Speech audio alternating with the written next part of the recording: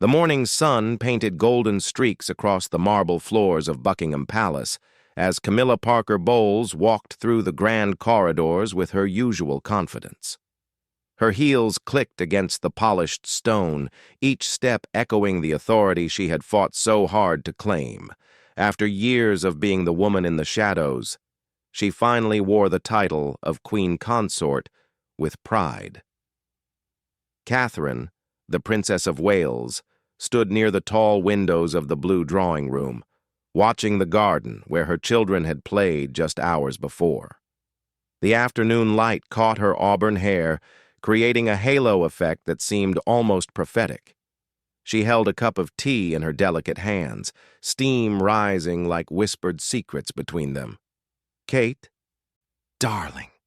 Camilla's voice carried across the room with that familiar tone of forced sweetness that had become her trademark over the years.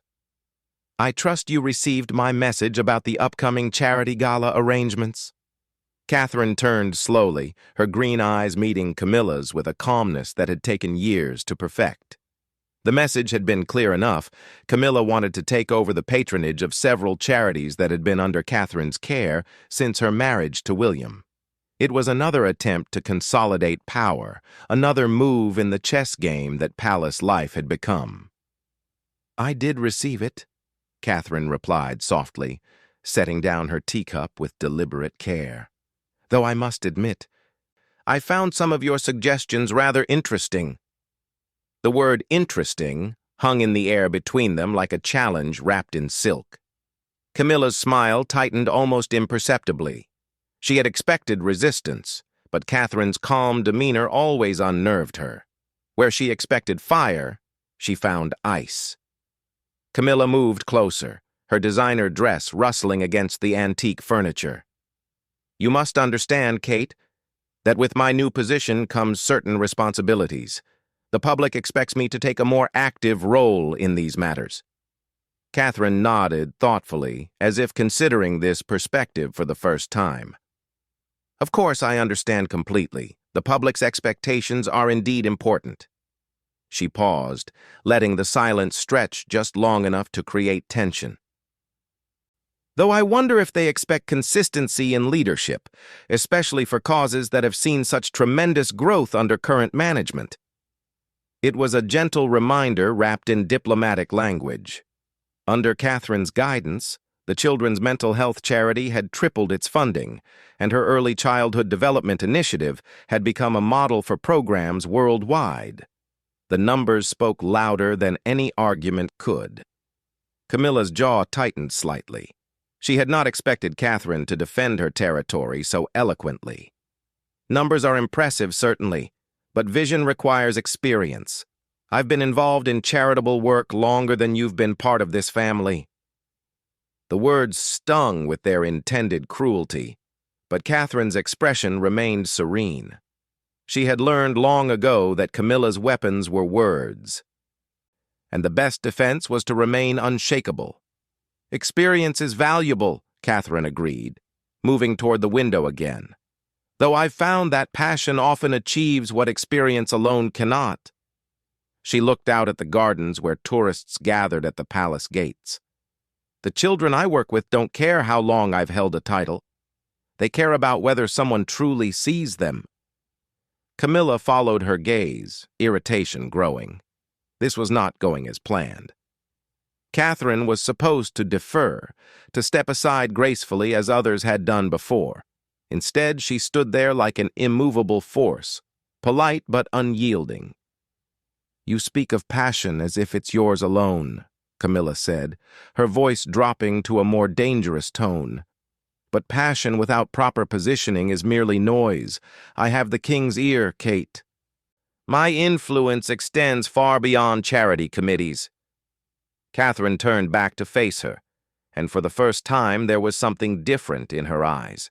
Not anger, not fear, but something deeper. A quiet strength that seemed to come from an unshakable foundation. "Influence is indeed powerful," Catherine said softly. "But I've learned something interesting about power over the years. True power doesn't need to announce itself.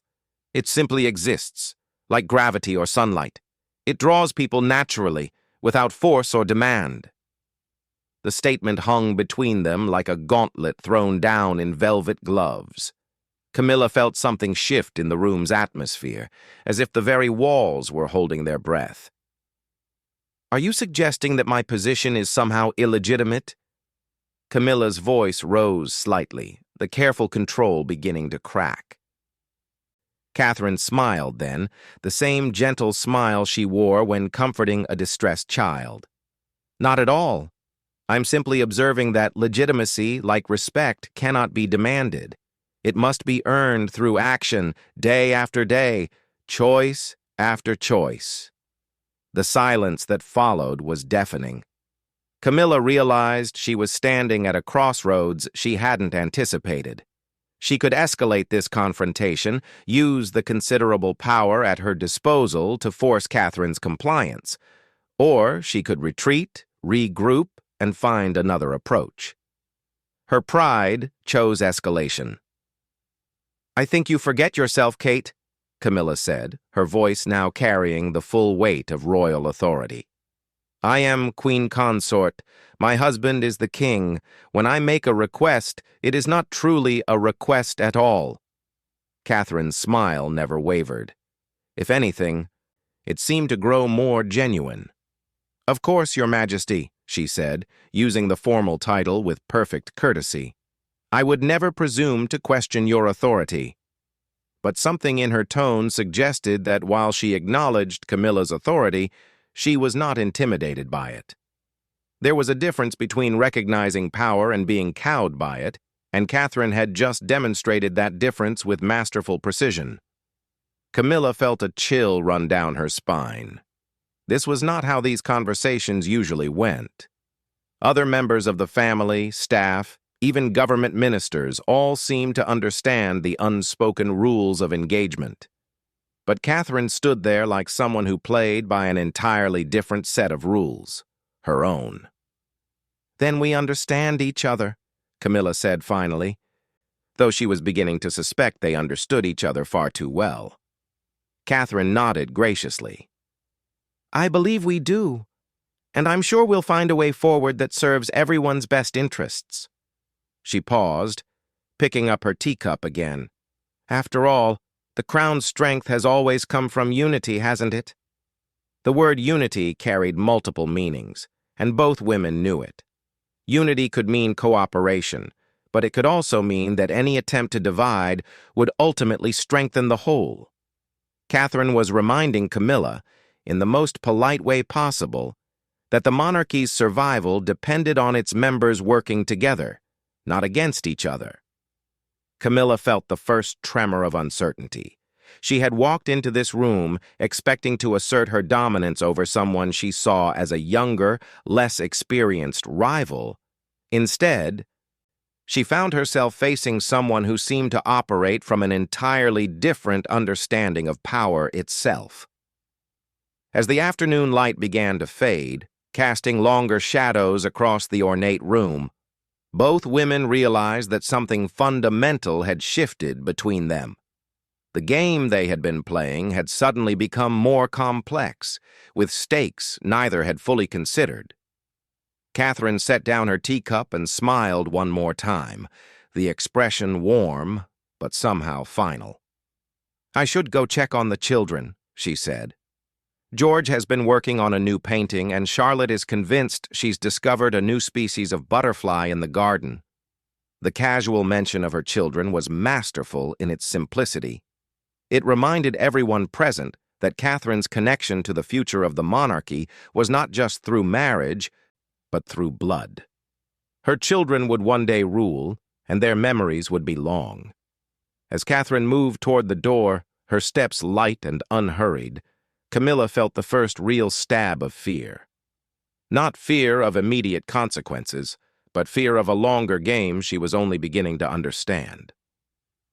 The door closed softly behind Catherine, leaving Camilla alone in the grand room with only the echo of clicking heels and the growing realization that she may have just made a terrible miscalculation. Outside, Catherine walked through the corridors with the same measured pace, her expression serene. But inside, she felt the familiar surge of protective instinct that had guided her through years of palace politics. She had not sought this confrontation, but now that it had come, she was prepared to see it through. The battle lines had been drawn not with shouting or threats, but with quiet words and quieter strength. And as the palace settled into its evening routines, both women knew that everything had changed. The fall was coming, though neither yet knew who would be the one to tumble. 3 weeks had passed since the confrontation in the blue drawing room, and the palace hummed with an undercurrent of tension that even the staff could feel. Catherine had continued her work with the same dedication as always, but now there was something different about her approach. Where once she had been careful to stay within established boundaries, she began to expand her reach with quiet determination. King Charles sat in his private study, reviewing papers that should have brought him joy. The reports from Catherine's recent charity visits showed remarkable success. The Children's Mental Health Initiative had received unprecedented media coverage, not because of palace PR efforts, but because the results spoke for themselves. Hospital waiting lists were shorter, suicide rates among teenagers had dropped in the pilot areas, and families were reporting improved relationships. "Sir," his private secretary knocked gently before entering. "The Prime Minister's office has called. They're requesting a meeting with the Princess of Wales regarding the expansion of the early childhood program to Scotland and Wales."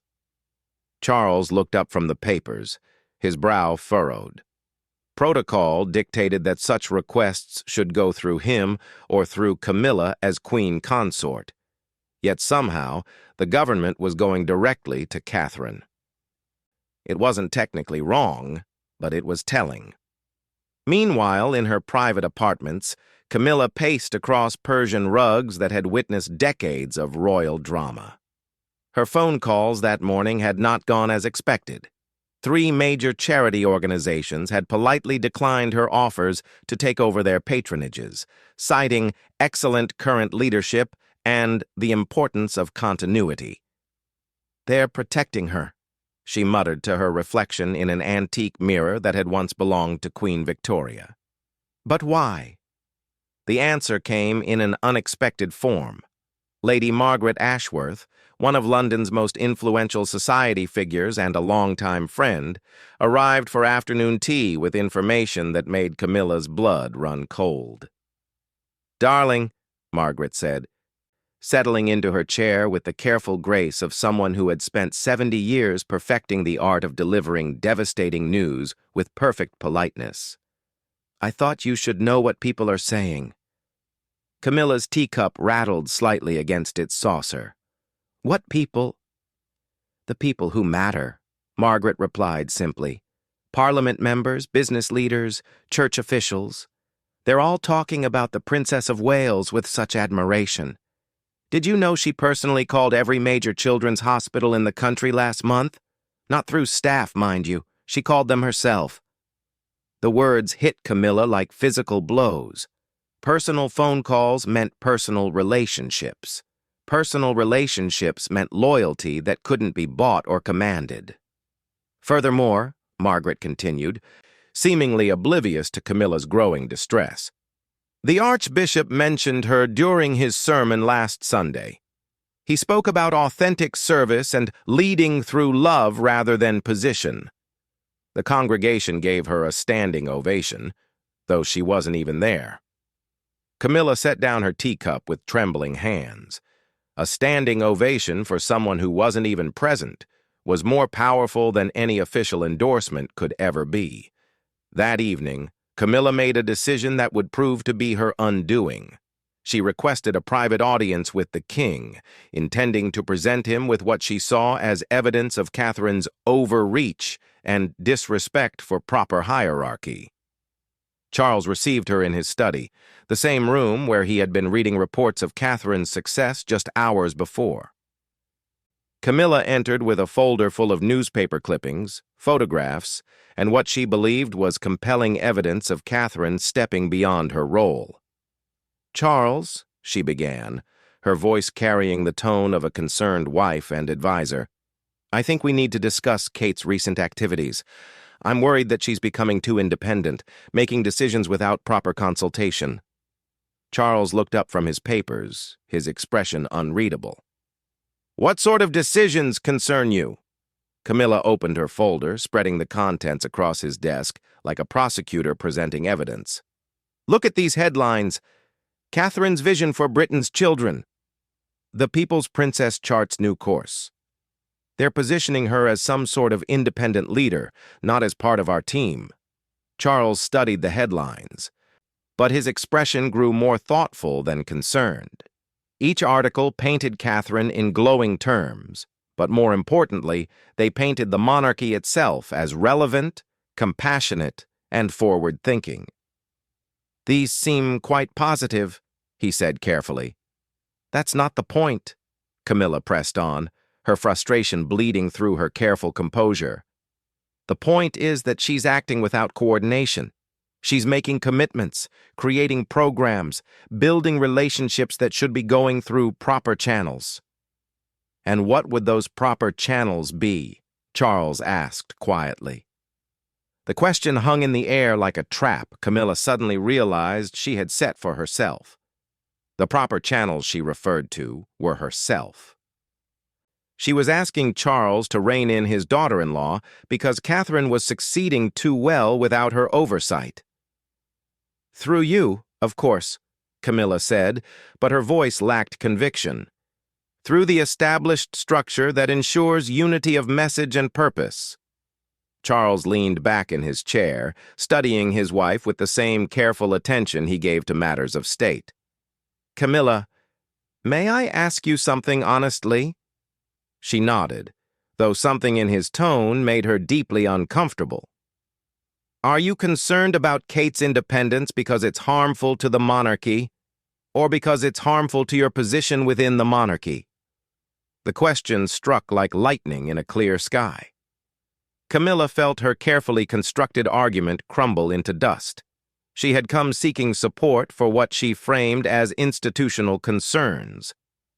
But Charles had seen straight through to the personal motivations underneath. I don't think that's a fair question, she stammered. Perhaps not, Charles agreed gently. But it may be a necessary one. He stood and moved to the window, looking out at the gardens where Catherine often played with his grandchildren. You know, my mother spent 70 years learning how to balance personal feelings with institutional needs. One of her greatest lessons was that the crown survives not by controlling those who serve it, but by recognizing and nurturing true service when it appears. Camilla felt something cold settle in her stomach. Are you saying I don't truly serve? Charles turned back to her, his expression sad but resolute. I'm saying that true service often requires us to step back and allow others to shine when they're capable of shining brighter than we are. The words were devastating in their gentle honesty. Charles was telling her, in the kindest way possible, that Catherine's independent success was more valuable to the monarchy than Camilla's need for control. She's making me look irrelevant, Camilla whispered, finally speaking the truth that had been driving her actions. No, Charles said softly. She's making herself indispensable. There's a difference. That night, Camilla lay awake staring at the ceiling of her royal bedroom, listening to the sounds of a palace that seemed to be moving forward without her. Through the walls, she could hear the distant sound of laughter from William and Catherine's apartments, where the younger royals often gathered for informal dinners. She had not been invited to these gatherings in weeks. The next morning brought news that would shake the very foundations of her world. Catherine had been invited to address the United Nations General Assembly about children's rights. The invitation had come directly from the Secretary General himself, bypassing all traditional diplomatic channels. When the palace was informed of the invitation, the call had been directed not to Charles or to Camilla, but to Catherine personally. The message was clear. The world saw her as the voice of the British monarchy on issues of human welfare. Camilla sat in her morning room, the UN invitation spread before her like a death warrant. This was no longer about charity patronages or domestic influence. This was about global recognition, about being seen as the face of British values on the world stage. She thought of all the years she had spent building her reputation, overcoming the shadow of Diana, earning acceptance from a skeptical public.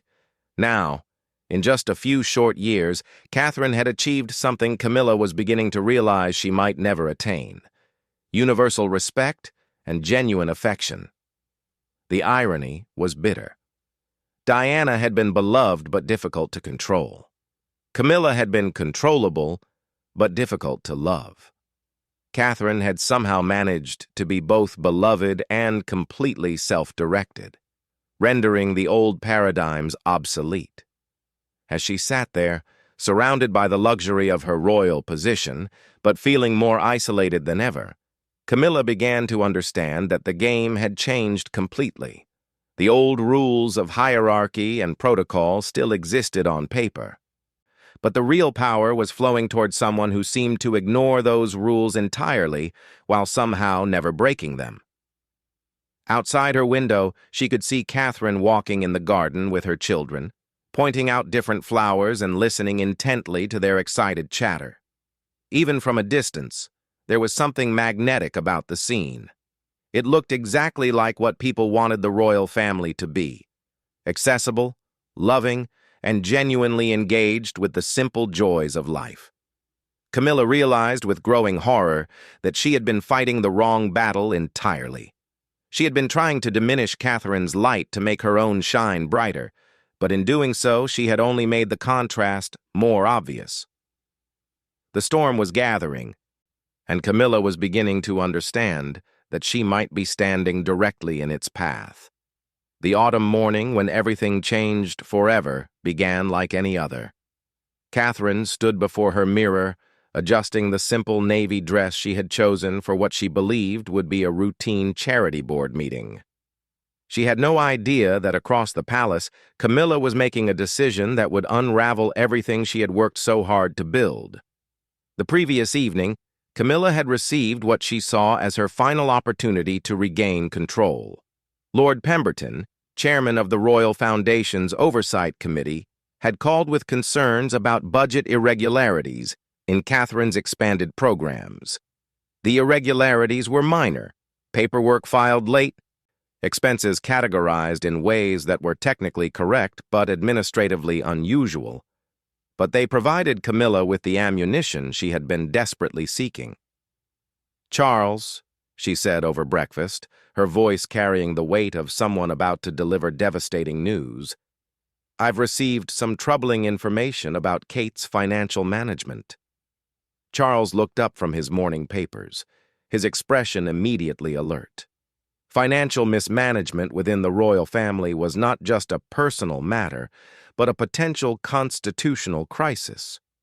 Camilla presented her evidence with the skill of someone who had spent months preparing for this moment.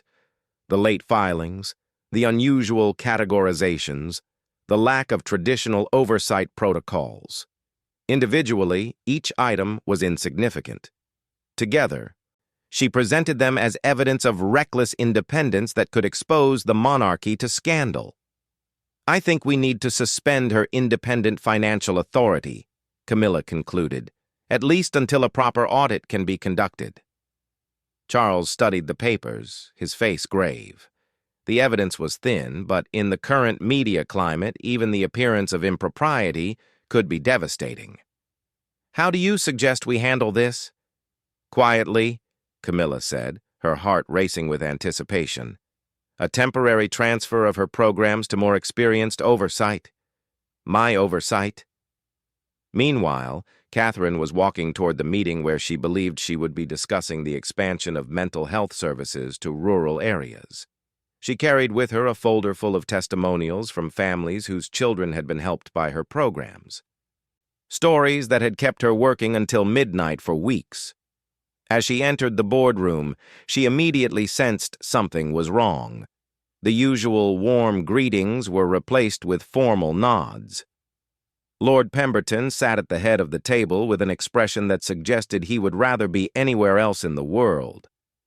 "Your Royal Highness," he began, his voice heavy with reluctance, "we need to discuss some concerns that have been raised about the financial administration of your programs." Catherine felt the world tilt slightly. She had been expecting to talk about helping children, but instead found herself defending her integrity. As Lord Pemberton outlined the concerns, she realized with crystalline clarity what was happening. This was not about accounting irregularities. This was about power. "I see," she said quietly when he finished. "And what resolution is being proposed?" The words came out like stones from Lord Pemberton's mouth. "A temporary suspension of your independent oversight authority, pending a comprehensive review." Catherine sat in silence for a moment that felt like an eternity. Everyone in the room held their breath, waiting to see if the princess would fight, argue, or break down. Instead, she did something none of them expected. She smiled. It was not a bitter smile or a sarcastic one. It was the genuine, warm smile of someone who had just understood something profound. "Of course," she said gently. "I completely understand the need for proper oversight and accountability." She closed the folder of testimonials without opening it. "May I ask who will be assuming temporary authority? Her Majesty the Queen Consort has graciously agreed to oversee the transition," Lord Pemberton said, the relief in his voice evident that Catherine was not making this difficult. Catherine nodded thoughtfully. "How wonderful. I'm sure she'll bring her own unique perspective to the work." Something in her tone made Lord Pemberton uncomfortable, though he couldn't quite identify what it was. Catherine was being perfectly compliant, perfectly gracious. So why did he feel like he had just made a terrible mistake? "In the meantime," Catherine continued, standing gracefully, "I assume I should arrange for all relevant materials to be transferred?" "That would be most helpful, Your Royal Highness." Catherine gathered her papers with the same careful attention she gave to everything else. "I'll have everything prepared by tomorrow morning. Will there be anything else?" "No, Your Royal Highness. Thank you for your understanding." Catherine nodded once more and walked toward the door. Just before leaving, she turned back with what appeared to be an afterthought. "Oh, Lord Pemberton, you might want to schedule the transition meeting for early in the day. The families we work with tend to call around lunchtime, when the children are home from school. They'll want to understand the changes." With that, she left the room, her footsteps echoing down the corridor with the same measured pace as always. What followed over the next 24 hours would be remembered as one of the most spectacular miscalculations in modern royal history. Catherine did indeed prepare all the materials for transfer, but in doing so, she inadvertently revealed the true scope of what she had built. The files filled 17 bankers' boxes. The contact lists included personal phone numbers for over 300 families, 200 healthcare providers, 47 members of parliament, and 12 international child welfare organizations. More importantly, the financial records revealed that Catherine had not only managed her budgets flawlessly, but had secured an additional £4 million in private donations through her personal relationships and reputation. The accounting irregularities that had justified her suspension turned out to be the result of money coming in faster than the bureaucracy could properly categorize it. But the real reckoning began when the families started calling. The first call came at 9:17 a.m., just as Camilla was settling into her new role. Sarah Henderson from Manchester, whose 8-year-old son had been on a suicide watch until Catherine's program intervened, wanted to discuss expanding the peer support network. "I'm sorry," Camilla said, "but I'm not familiar with the specific details of your son's case. Perhaps you could send me some information?" There was silence on the other end. "You don't know about Jamie?" But Princess Catherine said she would personally ensure continuity of care. She promised me. The word promised hung in the air like an accusation. Camilla realized she was not just taking over programs, but personal commitments that Catherine had made to hundreds of families. The second call came 10 minutes later, then the third. By noon, Camilla's assistant had fielded 47 calls from families, healthcare providers, and community leaders, all wanting to speak with someone who understood their specific situations and needs. Each call made it clearer that Catherine had not simply managed programs from an administrative distance. She had built personal relationships, made individual commitments, and created a network of trust that could not be transferred like files in boxes. Dr. Rebecca Martinez, head of child psychology at Great Ormond Street Hospital, was particularly blunt in her assessment. "Your Majesty, I mean no disrespect, but Princess Catherine knows my patients by name. She remembers their birthdays, their siblings, their fears. These children trust her. You can't replace that kind of relationship with good intentions." By evening, Camilla sat in her office surrounded by papers. She was beginning to realize she didn't truly understand.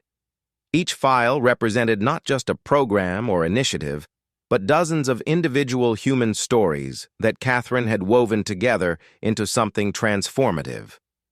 The final blow came from an unexpected source. The Prime Minister's office called to inform the palace that Catherine's upcoming UN address had garnered such international attention that the BBC was planning to broadcast it live, with an estimated global audience of over 200 million people. "We wanted to coordinate messaging," the PM's aide explained. "The princess's work has become central to our international reputation on human rights issues." Camilla felt the room spin slightly. "I think there may be some confusion. The princess is no longer directly managing those programs." There was a long pause. "I'm sorry, could you clarify? Who is managing them now?" "I am," Camilla said, and for the first time the words sounded hollow, even to her own ears. Another pause, longer this time. "I see. Will you be delivering the UN address then?" The question hit like a physical blow. The UN had not invited the position, they had invited Catherine specifically. The address was in 3 weeks, based on years of Catherine's work and relationships. There was no way to transfer that kind of personal credibility. I'll need to get back to you on that," Camilla said weakly. That night, Charles found his wife sitting in her darkened office, staring at the towers of files that represented Catherine's work. She looked smaller somehow, diminished by the sheer scope of what she had tried to claim. "How did I not know?" she whispered as he entered. "How did I not understand what she had built?" Charles sat down across from her, his expression infinitely sad. "Because you were so focused on position that you couldn't see purpose," he said gently. "Kate never wanted power over these programs. She wanted power for these families. There's a difference." Camilla looked up at him, and for the first time in years, her careful composure cracked completely. "I've made a terrible mistake, haven't I?" "Yes," Charles said simply, "but perhaps not an irreparable one." The next morning, Catherine received an unexpected visitor. Camilla stood at her door, still impeccably dressed, but somehow fragile in a way that made her seem more human than she had in years. "Kate," she began, then stopped, struggling with words that had never come easily to her. "I owe you an apology." Catherine invited her in, offering tea with the same grace she showed to everyone, from world leaders to anxious parents. "I convinced myself that I was protecting the institution," Camilla continued, "but I think I was really just protecting my own relevance." She looked around Catherine's sitting room, noting the children's artwork on the walls, the family photos mixed casually with official portraits. "You've built something beautiful here, something I don't think I could manage even if I tried." Catherine poured the tea carefully, giving Camilla time to continue. "The families," Camilla said quietly, "they don't want programs. They want you. And honestly, after spending 2 days trying to understand what you've created, I don't blame them. Catherine finally spoke, her voice warm but firm. It was never about me, Camilla. It was about them. It always has been.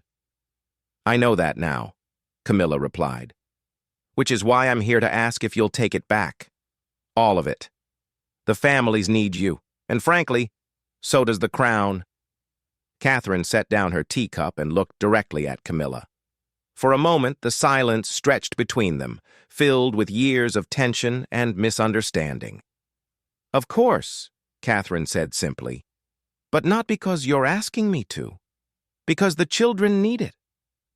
As Camilla left Catherine's apartments an hour later, she felt something she hadn't experienced in years: relief. She had tried to diminish someone else's light, to make her own shine brighter, but in the end, she had only illuminated the difference between authority and influence, between position and purpose. That evening, as Catherine returned to her work with the same quiet dedication as always, Palace staff noticed something different about the atmosphere. The tension that had permeated the building for weeks seemed to lift, replaced by something that felt more like hope. In her private study, Catherine worked late into the night, preparing for calls she would make the next morning to families who had been worried about the future of programs that had become lifelines for their children. Each call would be personal, each reassurance genuine. Outside her window, London settled into its evening rhythms. Unaware that a quiet revolution had taken place in their royal family, power had not changed hands through confrontation or crisis, but through the simple recognition of where it truly belonged, with those who used it not for themselves, but for others. As Catherine finally closed her files and prepared for bed, she allowed herself a small, satisfied smile. Not because she had won some victory over Camilla, but because tomorrow she would continue work that mattered, with families who needed it, in service of children who deserved every chance to thrive. The palace doors had indeed echoed with slams over the past weeks, but in the end, the only sound that mattered was the quiet click of Catherine's door as she returned to work that had never really stopped being hers. In the months that followed, Camilla would find her own path to meaningful service, but she would do it as a partner rather than a rival. And Catherine would continue to serve with the same grace she always had, neither gloating in victory nor bearing grudges for past slights. Because in the end, true strength doesn't need to announce itself.